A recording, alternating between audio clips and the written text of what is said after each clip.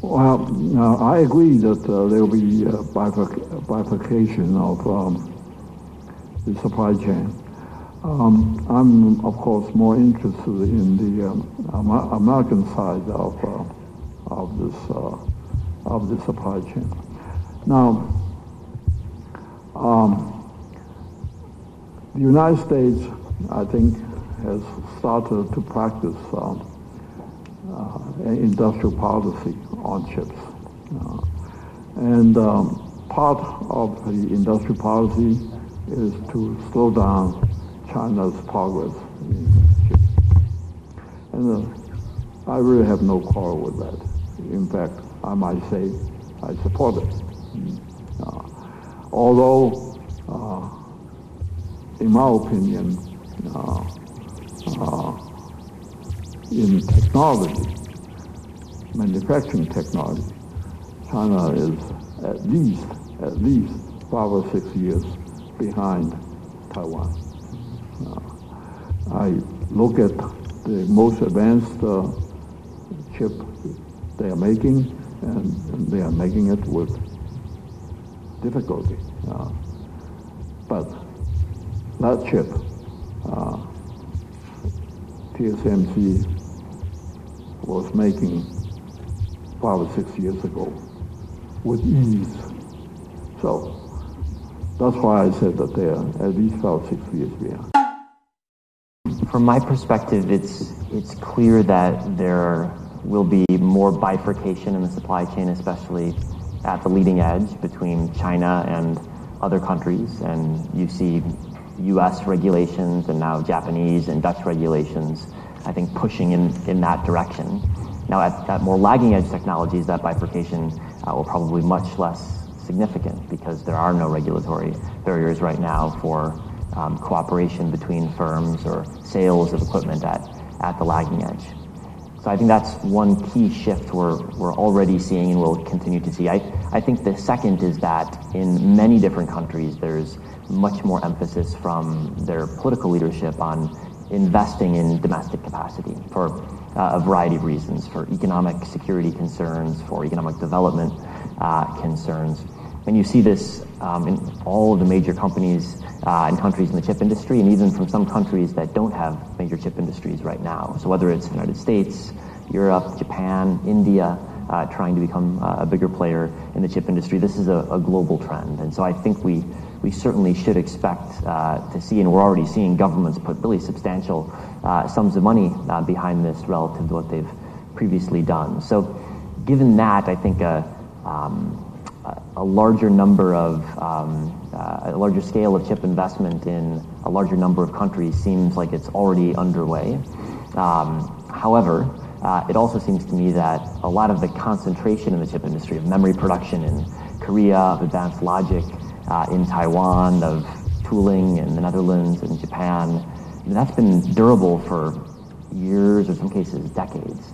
And so that suggests to me that the chip industry will change slowly, even if governments are putting fairly substantial sums of money, billions or tens of billions, into the shape of the industry. And I would hypothesize that if we were all to reconvene in 5 years' time and look at the global landscape, it would look different from today, but it wouldn't look radically different. Well, I agree that there will be bifurcation of the supply chain. I'm, of course, more interested in the American side of the supply chain. Now, the United States, I think, has started to practice industrial policy on chips. And part of the industrial policy is to slow down China's progress in chips. And I really have no quarrel with that. In fact, I might say I support it. Although, in my opinion, in technology, manufacturing technology, China is at least 5 or 6 years behind Taiwan.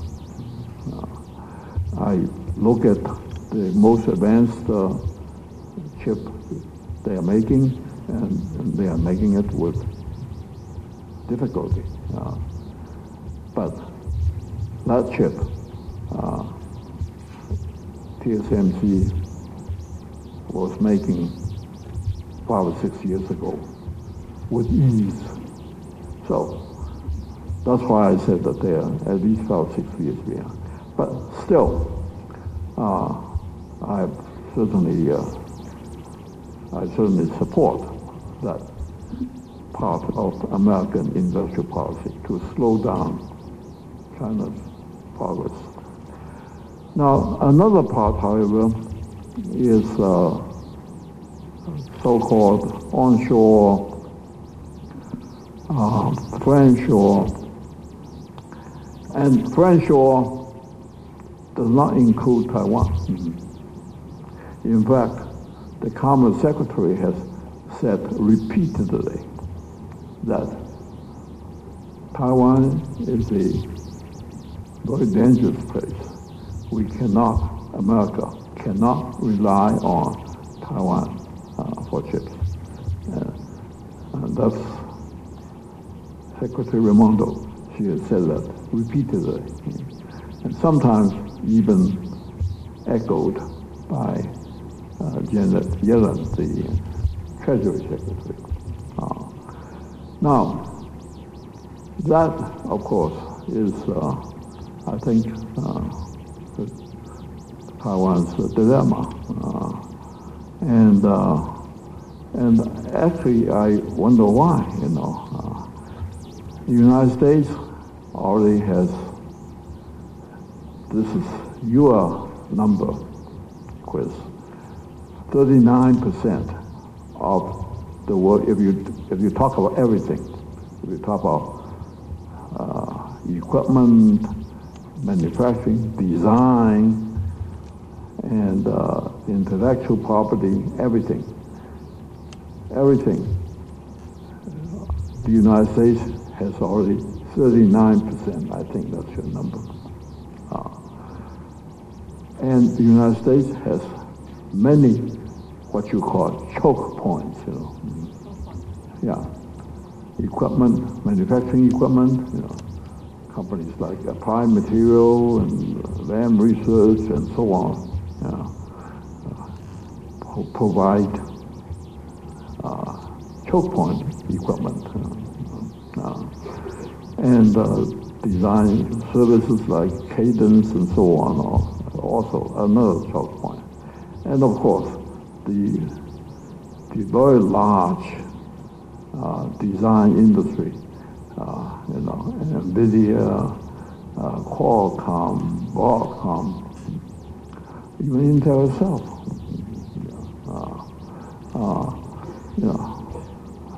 So altogether, the United States is 39%. And all right, so my question is, with the Chips and Science Act, right now the United States has approximately 11% of the manufacturing. So what is their goal, and why?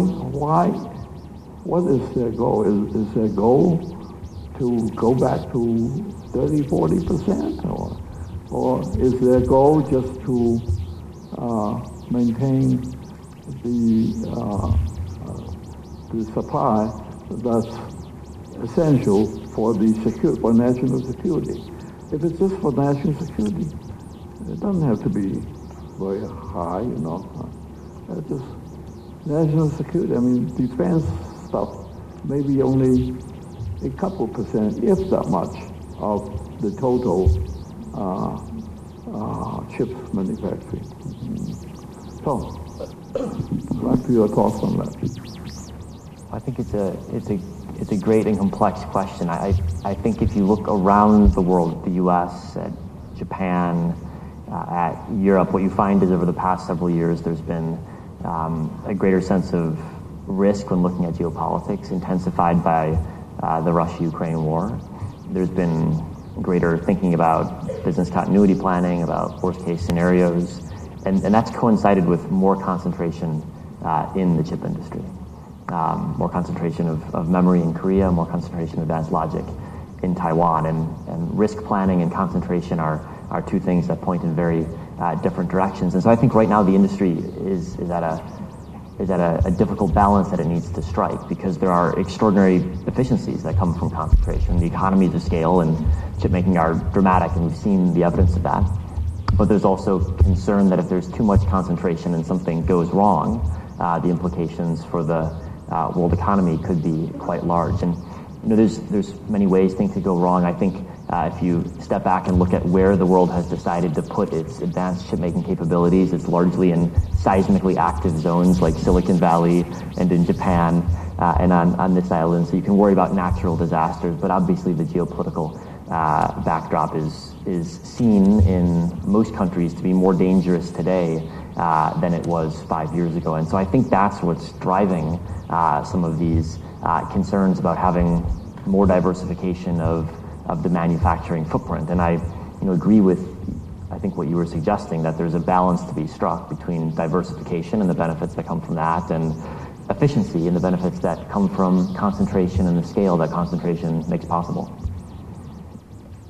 Well, I can see. I don't think you told me why, what the goal is, and why the United States is doing it. Anyway, but I can see the consequences. I think one has to realize that the pervasiveness, the ubiquity of semiconductors is primarily due to its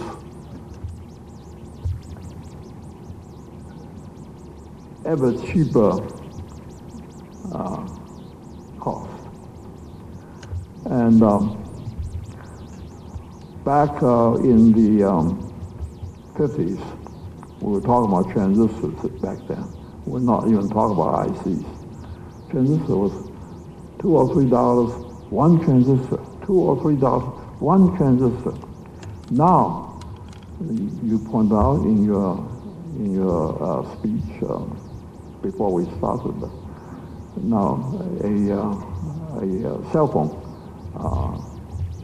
carries maybe 10 or 20 billion transistors, and the cost of an integrated circuit is maybe, I don't know, $20, $30. So let's say that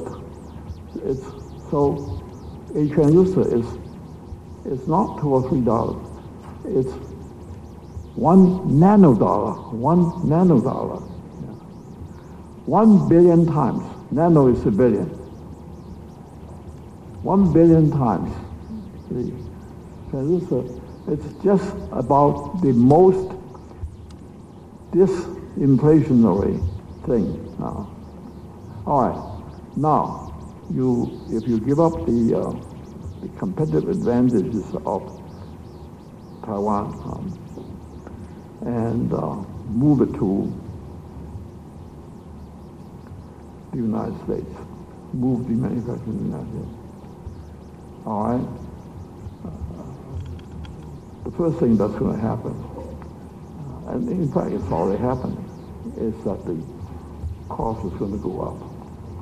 And our estimate of the U.S. cost was 50% higher than Taiwan cost. I found out that was an underestimate. Perhaps a far worse underestimate than I was underestimated. Anyway, so 50% was an underestimate. Maybe it's double. All right. So you immediately introduce not the continued price decreasing trend, but immediately it doubles the cost. going to do something. That's going to have some impact on the further expanding ubiquity of the chips. So that's one thing that I can see. I already said my piece on that. Maybe Chris has more. I think she's saying that it's anything more about. I think there's no question in my mind that at least in the chips sector, globalization is dead. Free trade is dead. Just look at the way China has been embargoed, and I mean they have entity lists and so on, So, and I agree with that. I support that.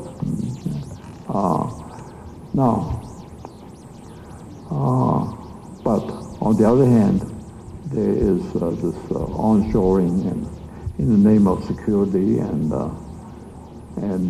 resilience.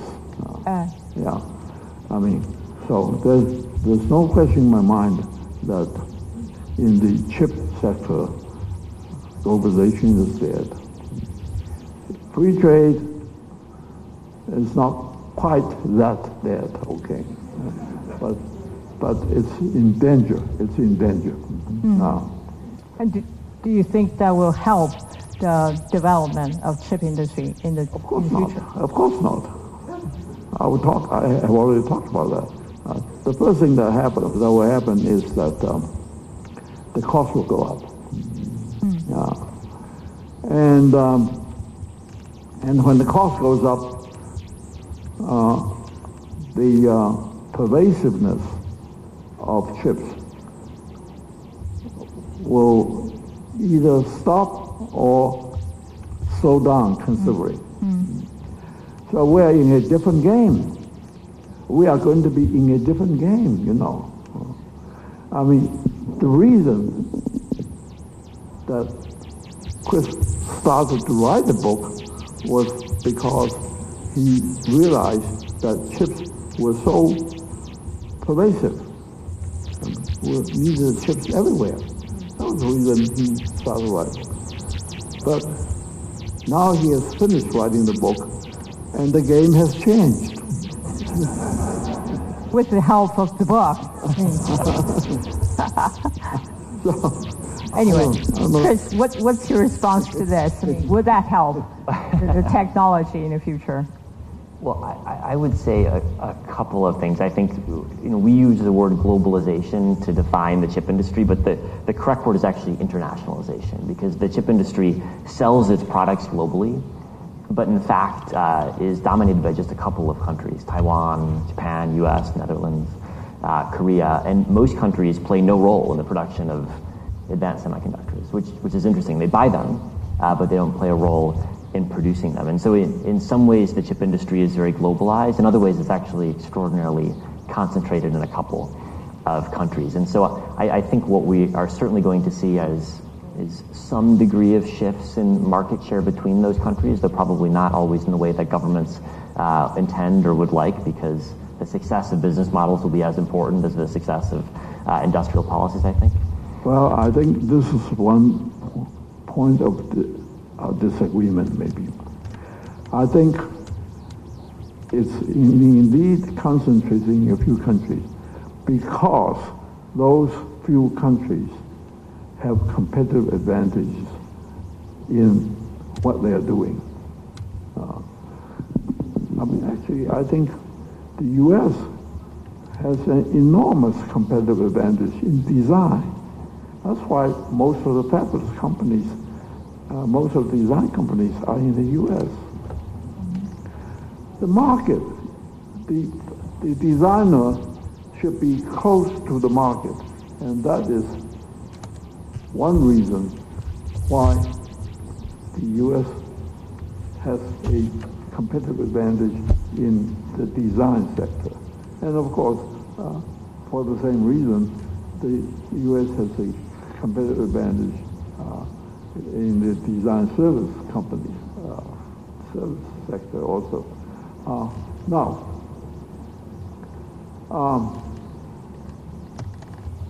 on the other hand, Taiwan and Japan, maybe, and South Korea, they have a competitive advantage in the manufacturing sector. This is another subject that will require more time than we have today. It's mainly the people and the work culture in the country. I think somebody said something about the work culture that was very well said. He said that if a piece of equipment, in chips, we run continuously. We run 24 hours, 24/7, continuously, because the facilities, the equipment are so expensive that we can't afford to stop running even for a few hours. No. Anyway, somebody said that when a piece of equipment broke down at 1 o'clock in the morning, then in the U.S., it will be fixed by next morning, 9 o'clock. The guy will come into work at 8 maybe, and he will fix the equipment. And it will be back functional again at 9.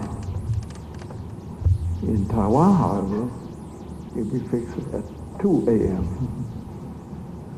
The guy, the technician, will get a call. He will be sleeping, but he will get a call as soon as the equipment broke down.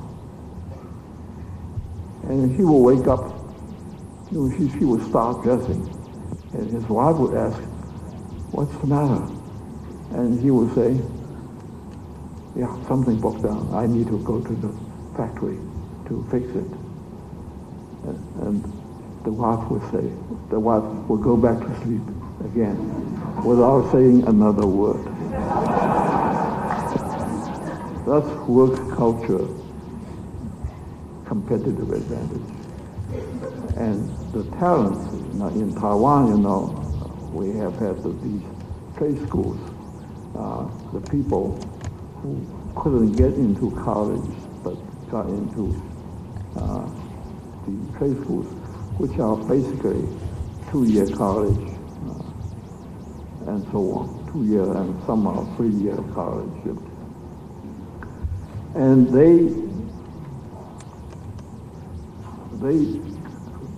people go to trade schools because they have failed for the Platonic kind of education, and they go there just to learn the skills that will give them a job when they get out of school. Anyway, Taiwan has quite a few of those, and we get very, very professional, hardworking, and skilled technicians here. Technicians, particularly repair and maintenance technicians, are very important. I found out, that was another piece of puzzle that I failed to mention. That in my last years at Texas Instruments, when I was already out in the pasture, I was actually the senior VP in charge of productivity and quality. That was the pasture.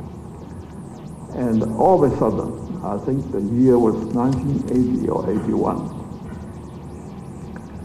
all of a sudden, TI discovered that the new fab that had just started in Japan had twice the yield of the old fab in Houston. So, as a guy out in the pasture, I was told by the CEO to look into the matter. And so I looked, and it was all people, you know. Operators, 3 or 4% turnover in Japan. 15 to 20% turnover in the U.S. Repair and maintenance technicians that I was talking about